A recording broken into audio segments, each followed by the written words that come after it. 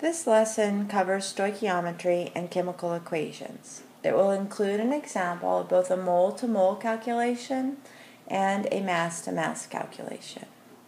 Let's start with mole-to-mole, which is the simplest of the stoichiometry calculations. So in order to do a stoichiometry calculation involving a chemical equation, you have to have a balanced chemical equation. If your equation is not balanced, you will need to balance the equation before you start. In this problem, we're given a balanced chemical equation. Now, what's important in a balanced chemical equation are the coefficients. And what I'm talking about here are the numbers in front of each of the reaction components.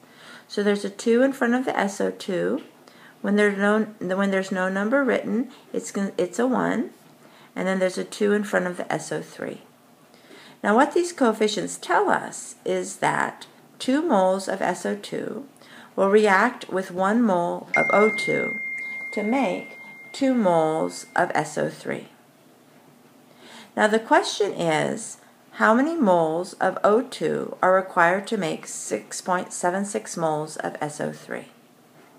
We're going to use those coefficients and their relationship to the number of moles to create a mole ratio that will help us solve the problem. So let's see how we'd go about doing that.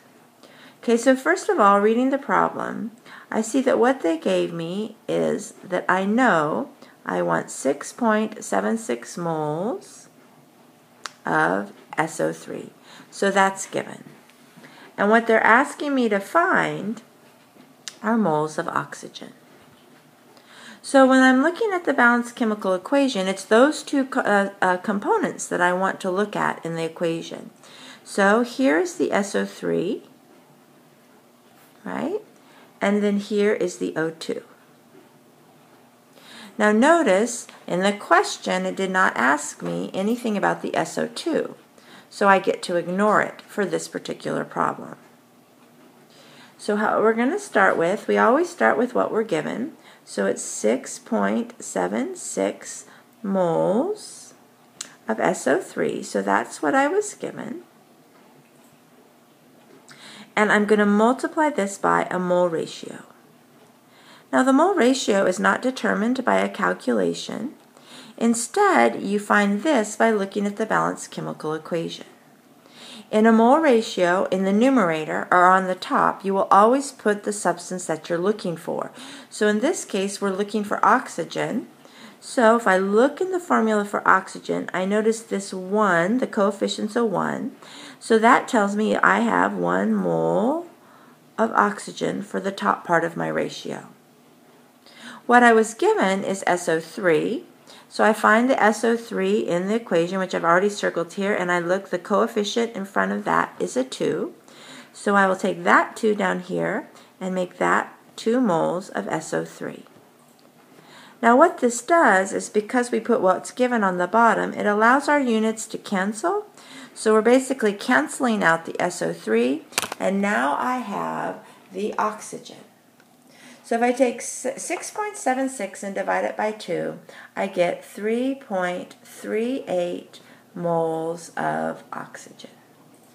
And so what I have calculated is that if I want to make 6.76 moles of SO3, I will need 3.38 moles of oxygen. Well, now let's take a look and see what happens if instead of moles, we're trying to work with grams. In this type of problem, we could call it a mass-to-mass calculation. It's going to have the same backbone as the problem we just did, but what we need to remember is that the ratio is a mole ratio. So if I'm working with grams, I need to convert it into moles. Recall that to convert grams to moles, we will use the molar mass. So before I multiply by the ratio, I will need to convert my grams into moles. So let's look again. Let's read this problem. Here's a balanced chemical equation. Recall that you have to start with a balanced chemical equation. I see the coefficients are 4 phosphorus. Whoops, and I see a mistake. It should just be a P. There we go. 4 phosphorus plus 5 oxygen make 1 P4O10.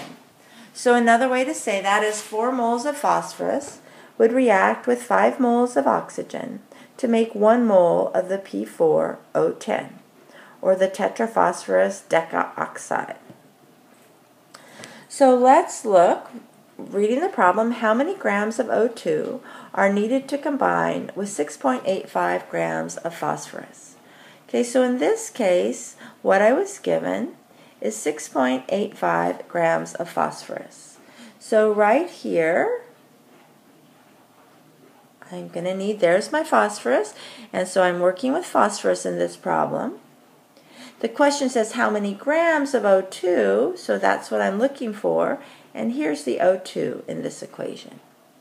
So in this particular problem, I was not asked about the P4O10, so I will ignore it. Now, from past experiences, what I know is that the mole ratio has to be in moles. So any unit that is in grams, either given or asked for, in order to work with that unit, I'm going to have to know the molar mass. So I always start my problems when it involves grams by finding the molar masses of the substance that I'm working with. So the molar mass of phosphorus is 30.97 grams per mole. And then the molar mass of oxygen, each oxygen is 16. There's 2 of them, so it'd be 32 grams per mole. Now at this point, I'm not worrying about the coefficients. Remember, the coefficients are involved in the mole ratio. So let's start this problem.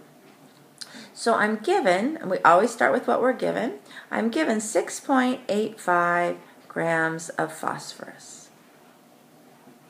Now, in order to use the mole ratio that I can get from the coefficients, I need to convert grams into moles. So I'll use the molar mass of phosphorus. So it's 30.97 grams per mole. And these are both for phosphorus. I'm going to put the P's there so I can really see my canceling. So at this point, and if you want to get an answer, you can. This is the molar mass of phosphorus right here. I'm going to do this as a continuous problem, but if you got your answer, you would have the moles of phosphorus. Well, then that looks like a mole-to-mole problem, because if I know the moles of phosphorus, I can multiply by the mole ratio,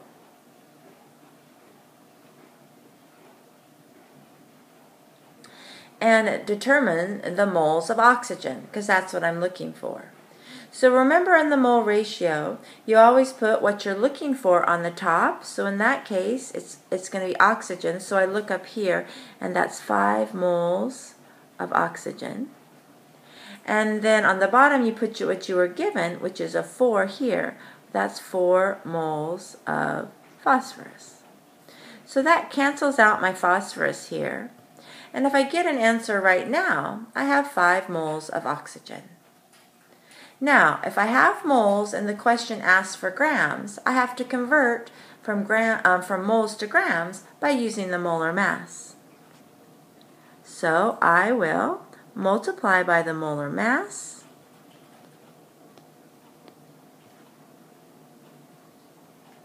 That cancels out the moles of oxygen. And now, so this is also molar mass. If I do the math, I will have my answer.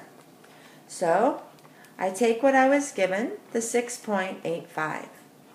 On the first step, I divide by the molar mass in order to convert it into moles. Once I have the moles of phosphorus, I can use the mole ratio to convert it to moles of oxygen. So I would multiply by 5 and divide by 4 for the mole ratio. And then at that point, I would have moles of oxygen. To convert moles of oxygen into grams of oxygen, I multiply by the molar mass, or 32. And I get the answer of, and to 3 significant figures, since that's what we were given, I get 8.84 6.85 grams of oxygen. So what this is telling me is that mathematically, if I have 6.85 grams of phosphorus, I will need to react it with 8.85 grams of oxygen in order to make my P4O10, for it to react completely.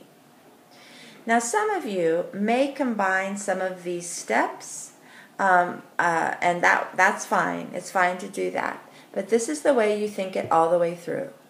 So step 1, what did we do? Let me just review so we can see. Step 1, what did we do? We converted into moles. This next step is when I use the mole ratio, so now I convert it to moles of the other substance.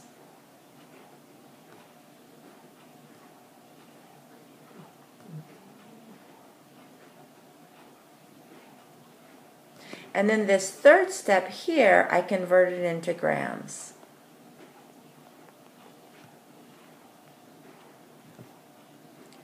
Please look at another lesson or a separate lesson for the continuation of this on limiting reactants and percent yield.